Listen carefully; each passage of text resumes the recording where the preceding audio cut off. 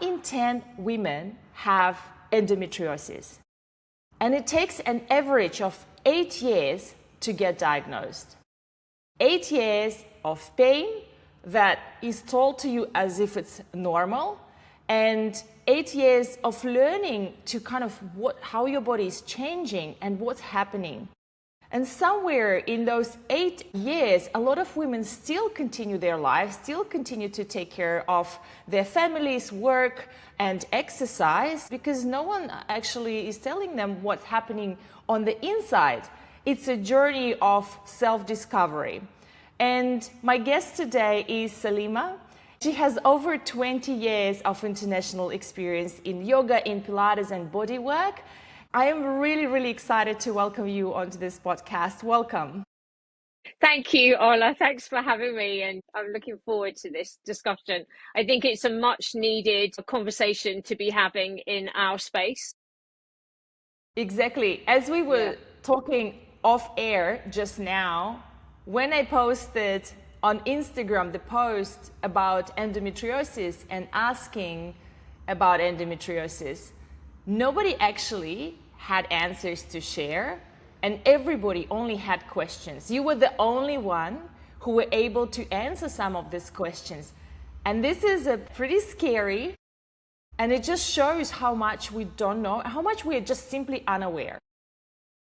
Exactly. And also when we go to get help, we just don't get it because we're just brushed off, because even most of the doctors, they can't diagnose it. It's just brushed off as hormonal. It's just brushed off as like, oh, it's part of your cycle. You're getting to that age, and it's nonsense. It really is nonsense. And we have the same problem here in the UK as they do in the States, as they do obviously in Australia and probably in most parts of the world, in terms of, it's great. Women's health is now at the forefront. When we talk about HRT, we talk about estrogen, we talk about progesterone.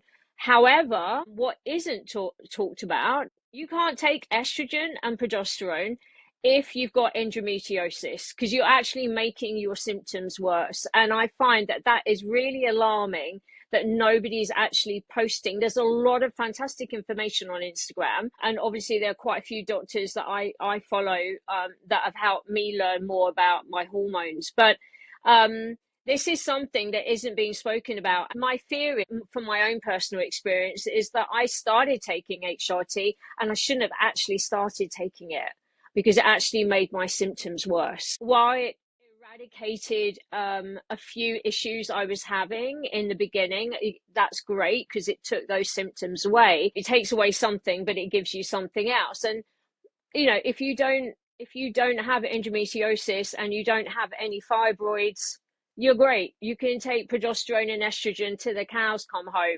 But if you've got fibroids, the estrogen will fuel that even more. So in my case, the fibroid that I had is now 3 times the size it was due to taking the estrogen. And I was on a low dosage.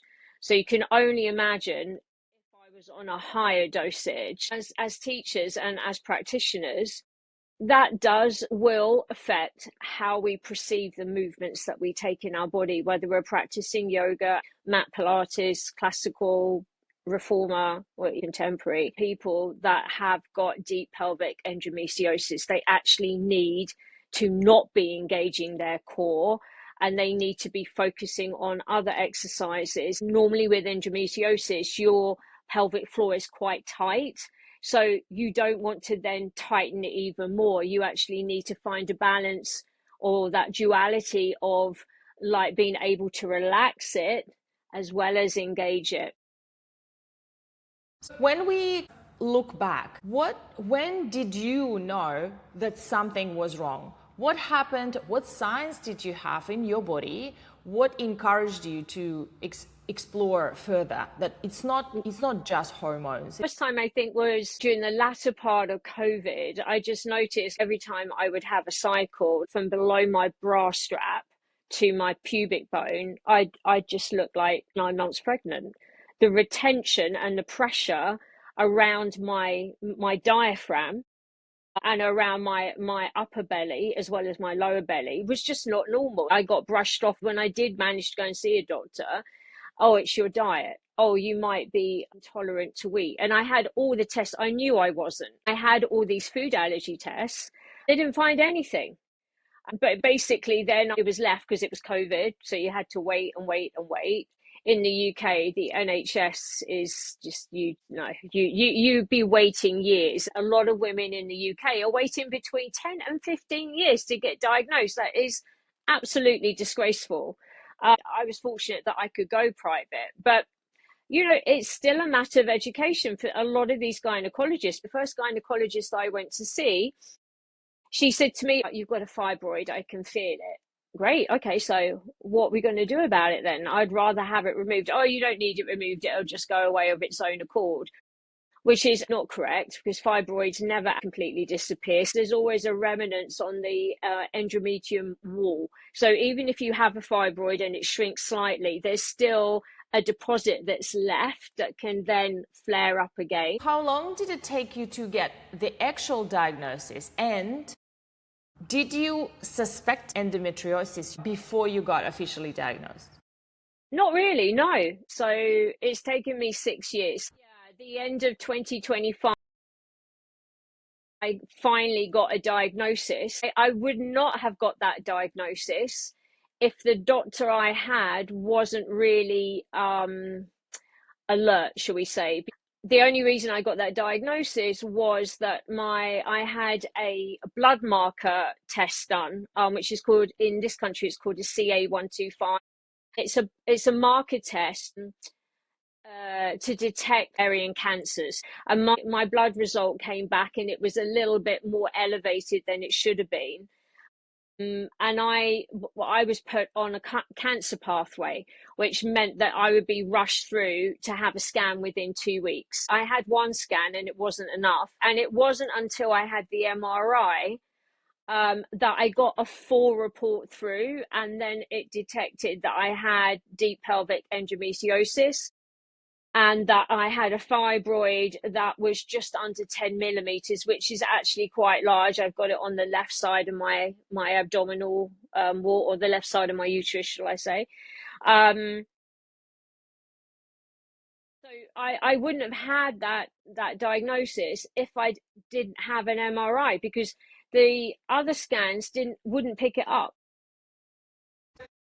In between those years, from 2020 to 2026, there was a teaching break because of the COVID and all the restrictions, but the rest you were teaching, and you were in Tri Yoga and also leading retreats internationally and basically running a really full busy career. What was it like to go through all of that without knowing an answer? How did you feel when you have those flare-ups before your cycle, during your cycle, and when you had to give to the people to be fully engaged? How did you do it, teaching through the pain? Were you hiding it? Did your students know? Or were you performing wellness while feeling unwell? My students never knew. I just got on and I did it. At that point, my cycles were up and down. They were all over the place. So I never knew when I was going to get a cycle either, because I knew I was in perimenopause. And I would go like 2 or 3 months without a cycle, and then maybe have a bleed for like 2 or 3 days. Then I wouldn't be in much pain at all. But then maybe the cycle after that would be really bad. Like literally, I could not walk. I was in so much pain. Like I couldn't even stand up straight. I was like completely huddled over. Thankfully, that never happened when I was due to teach or on retreats, but it happened quite a few times when I was traveling. I had 2 occasions one was when I was traveling in Greece about 3 years ago. And I don't even know how I got on the plane and made it home. My husband had to carry me to the airport and put me on the plane. I was in so much pain. And I knew then there was something radically wrong, that this was just not, Not the wrong diet. Yeah, not the wrong diet, no. One thing that I would like to ask about symptoms that you mentioned prior to our talk was breathlessness. And the breathlessness comes not from the exercise, it's just that inability to take the full breath when you have endometriosis. Is it something that you experienced as well? Breathlessness, it can be a side symptom of endometriosis, especially if you have DI, which is the deep infiltrating endometriosis, which is basically known as deep pelvic endometriosis. It means that the lesions actually grow 5 millimeters beneath the surface of the endometrium. So everything's pushed back towards your bowels and it's pushed up. Obviously, the diaphragm moves up and down. So you've got a restriction of how far it can move up and down, which can cause you're like really grabbing for breath. What I noticed was the end of last year when my symptoms got really bad and then I was rushed into hospital. And that's when I really experienced the breathlessness. One of the specialists I saw also said that the breathlessness can come from that, but it can also come from the anxiety that you hold around the condition. Because you're now aware of what you have, that can be making you more anxious. So now I'm on a medication which is for menopause, perimenopause and menopause depression. It helps with palpitations and breathlessness, and it's a form of antidepressant, but it's recognized here by the Royal British Menopause Society. So it's what doctors, if you're not on HRT, it's what they can give you to lessen your anxiety. And obviously when your hormones are changing all the time, there will be elements where your anxiety and your depression levels will really go up and down. Since they've been taking it, I don't feel so anxious about what I may have to have done to rectify this condition, shall we say. How did you feel like when you finally got the answer pretty recently? Yeah, pretty What were the recently. emotions after this I whole did. journey? Yeah, I got really emotional. It wasn't when I got the result. I went to see when I went to see this specialist that I'd handpicked, a specialist who practices yoga and she does movement, and I was like, oh, she's totally on the same wavelength as you and me. She gets it. We were talking about inflammation in the body, and we were talking about diet as well. And she said, but this has got nothing to do with your diet at all. I mean, of course you can take turmeric because it is inflammation of sorts. So anything that you can do, put in your body that's anti-inflammatory is totally going to help. But it's not really to do with wheat or anything like that. This is just literally something completely different. And to have someone sit across the room from you and say, okay, this has now gone on long enough. You've been misdiagnosed by 4 different specialists. It's now time to get action. It's now time to come up with an action plan. So, the first thing we're going to do is remove the fibroid. That's the first thing we're going to do. Then we'll look at burning off the endometrium lining. And then the final part of that, if it still hasn't rectified by then, is to have a hysterectomy to remove everything. Now, I don't have a problem with that because I'm old.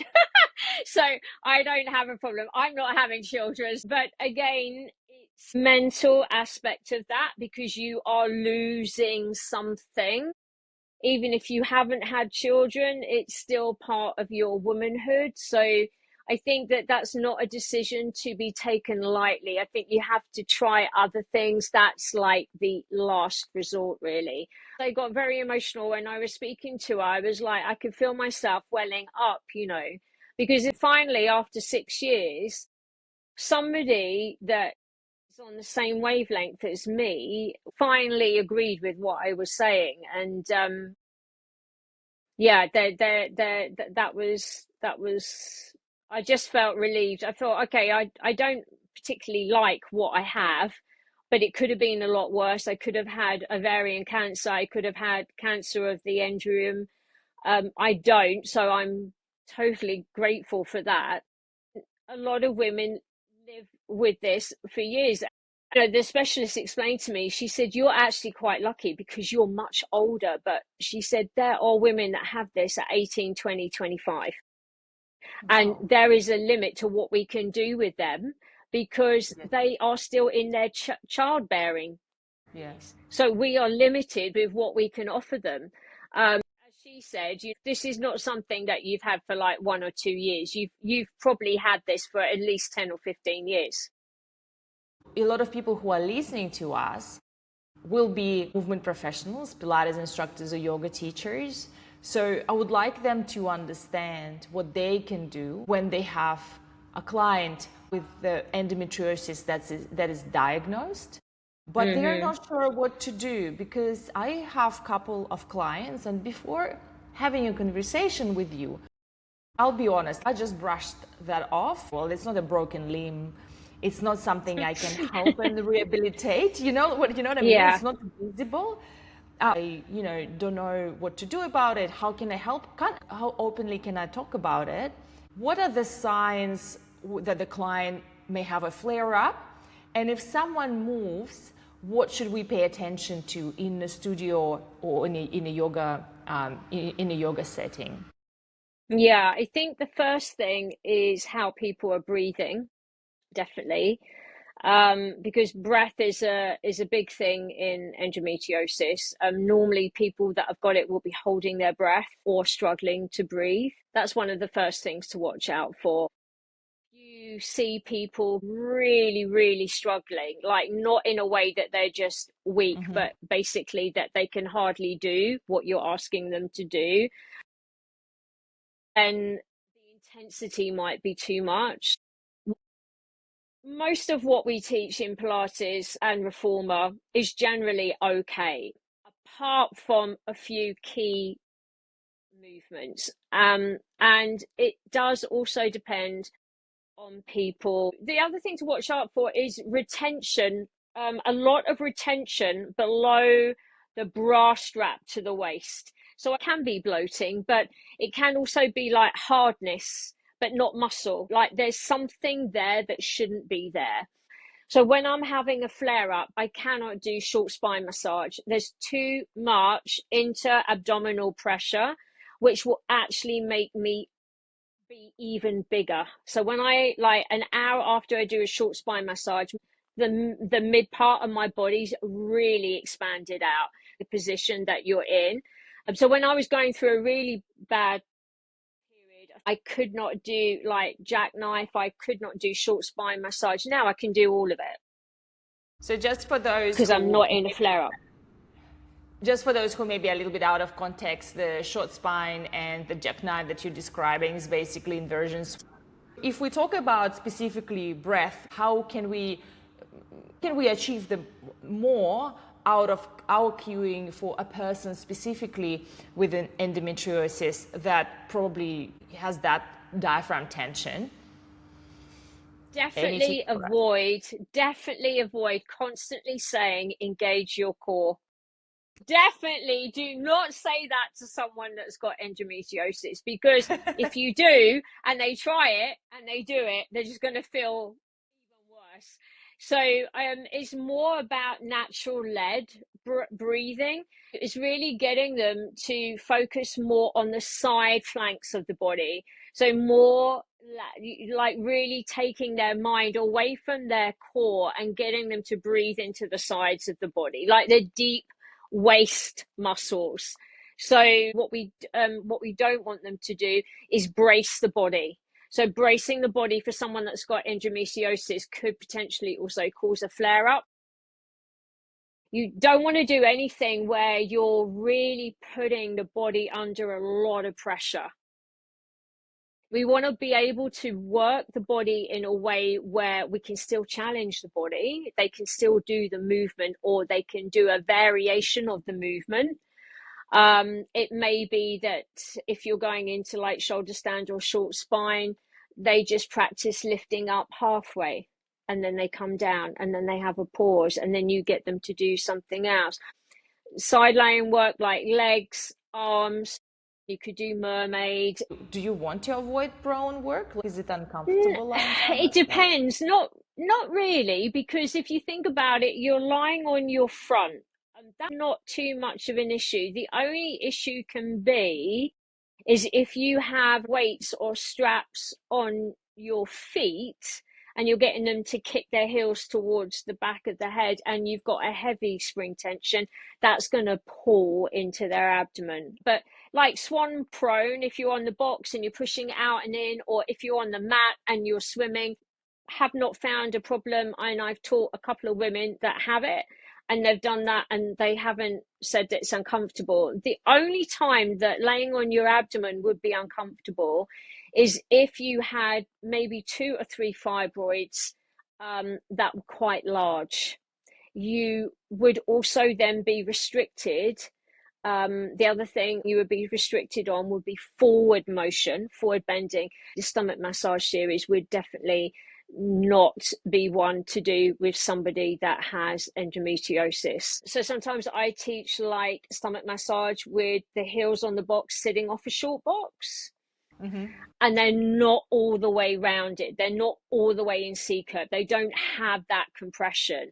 Obviously, if you're with a flat back and you're doing the arms out in front, that's okay. But just to watch what spring tension they're on for the feet and the leg work when they're pushing out and in.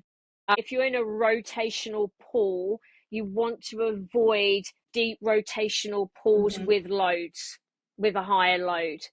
So watching the spring tensions, watching the repetitions, also long stretch plank, controlled front. They're not ideal for when you've got a flare up. Down stretch would be fine. Yeah, down stretches. If you're kneeling, you can do up stretch or down stretch, as long as you don't necessarily go to like the full range of movement. With private clients, it is basically asking them how they feel while they're doing it and then waiting to see how they feel the following week after you've done that particular sequence with them. I think having these conversations is really important in a class environment where you're where you're teaching all ages of women. So in my classes I have people that are 23 to like 70, 3 different generations that are going through women's health stages, and they all have their own issues to work with. Do you teach trauma-informed, like a pain-aware movement in that specifically group setting where your 23-year-old may not be very interested in exploring endometriosis? It's unrelated to their life. How do you navigate throughout this setting? It really depends who I have in front of me. My classes are no more than 10 people. I don't predominantly go out of my way to mention it. What I tend to find is when we're doing certain movements, someone will say to me, I don't think that's any good for my pelvic dysplasia, is it, Salema? If I remember what you said. Or someone might say to me, it does not feel nice deep down in my pelvis, that does not feel comfortable. So I don't necessarily call it out as endometriosis. In the Reformer Yin classes that I teach, we do a lot of pelvic work because we work with Chinese medicine. We work with the trans anatomy lines of Thomas Myers. So we look at the fascia, we look at the slings around the pelvis, we look at blockages through the meridians that run through the pelvis. That's a more natural setting to be having conversations. It also depends on, like at the moment, we're in winter season, we're in Chun season in the Chinese calendar. So a lot of that is about pelvis and posterior chain blockages in those areas. Restrictions in the diaphragm, restrictions in the intercostal muscles, because that is some of the symptoms that are associated with the Chun season. So it naturally then opens up the conversation for people to say, oh God, yeah, I've been having like tightness in my groins, or, I really feel tight through the sides of my body. I think that it is important we get all of our practitioners to fill in a medical form. And myself and one of the other senior teachers, we go through the medical forms and we flag up anything to make other teachers aware of what they need to consider if they're teaching them something that may not be appropriate for them as well. My take on the group exercise is to build always with progression in mind, rather than offering a like teaser on the box and then saying, oh, by the way, if you can't do this, that's what you're going to do instead. So building up your layers in the group exercise so that the people who can't progress for whatever reason, it doesn't really apply only to endometriosis, to any condition. They can stop progressing, continue moving with the regressed version without feeling like they're singled out. Exactly. And you just layer and progress those who are willing to push if you're teaching have that opportunity to connect personally. But I agree that signing up medical forms, I don't know how it is in UK. In Australia, we have all that in place in a studio setting like mine, where we teach full Pilates experience. Reformer studios have waivers, and sometimes there is like a very quick form that the client signs in online. Not every instructor is aware that it exists. If I want to learn more about endometriosis, do you have any resources you can recommend to listeners to, have a look, educate yourself, so you don't wait for 8 years to be diagnosed, or if you're unsure about what to do or what not to do with the client, you always have a resource? Where do we learn more? It's a good question, because to be honest, there isn't that much out there. In the UK, we have the Endometriosis Society. It's a Royal Society, and they have a lot of interesting resources on there. And it's predominantly submitted by specialists and consultants. That's really the only resource there is, and I think it's quite shocking, to be honest. When I looked at it, it was really hard to actually the information that I wanted. Like, I didn't want to read through tons and tons of stuff. I just wanted to know what I can do, are solutions.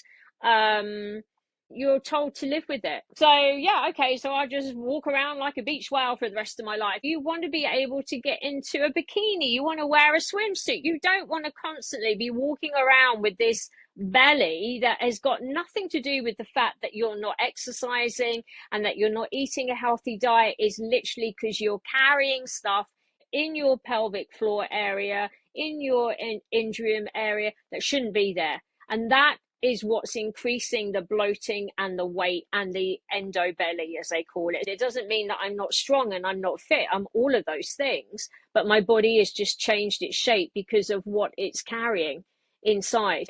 These are the days where you want to be kinder to yourself as a practitioner if you are the one having endometriosis, and also being kinder and compassionate to clients who come with this condition to your class. And I think that also translates to any condition.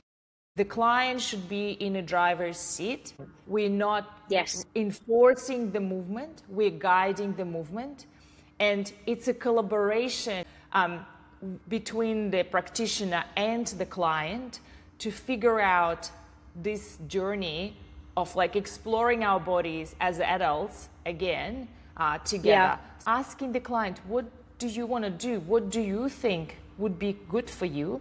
And if the client doesn't know, if they're new to this journey of exercise, they may not be aware what they want to do, maybe asking better questions. I think that's what we need to learn, asking better questions so the person finds the answer, and we start from there and we guide them with our knowledge instead of enforcing. Totally, yeah, I totally agree with that. I mean, don't be afraid to ask them what feels better for them. You can suggest a lighter spring, you can suggest another position, you can still keep layering, but don't be afraid to ask them, how does that feel now? I think it's a very important topic for another conversation. Well, it's been an absolute pleasure, Salema. It's been quite an eye-opening conversation and journey. We'll share all the links in the show notes. And as a final wrap-up, I just want to ask you, how can people find you, where they can look for you if they want to ask more questions or if they want to ask for more resources? Definitely just contact me straight through my Instagram. I do some sessions online, which are basically Reformer Yin, geared towards women's health as well. So for people that have endometriosis or are having problems with their cycles, we do a Reformer Yin practice for about an hour, and then we have like 15-minute conversation afterwards. I have written and recorded a piece on Substack. There's quite a lengthy piece on what we're speaking about and a little bit more information there. We'll put all the links into show notes for Substack and for your Instagram. And thank you so much for joining. I know it's late in UK. It's super early in Australia. It's super early. So yeah, I'm having my coffee. We made it. I know. All right. Well, it's been a great pleasure, Salema. Thank you so much. Good. Thanks, Ola. I'll catch everybody later. Bye-bye. See you soon. Bye. Bye.